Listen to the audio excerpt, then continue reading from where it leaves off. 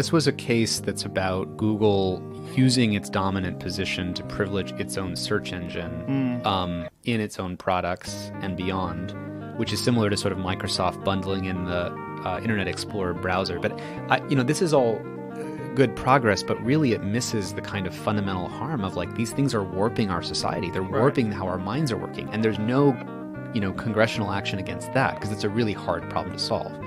I think that the reason the film for me is so important is that if I look at the growth rate of how fast Facebook has been recommending people into conspiracy groups and kind of polarizing us into separate echo chambers, which we should really break down, I think, as well for people, like exactly the mechanics of how that happens.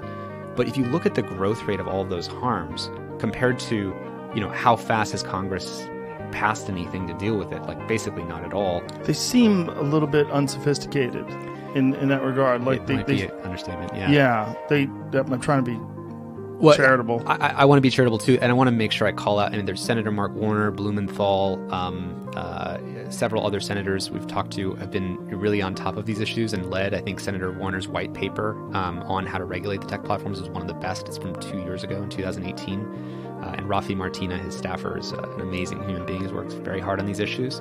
So there are some good folks, but when you look at the broad, like the hearing yesterday, it's mostly grandstanding to politicize the issue, right? Because you turn it into, on the right, hey, you're censoring conservatives, and on the left, it's, hey, you're not taking down enough misinformation and dealing with the hate speech and all these kinds of things. Right.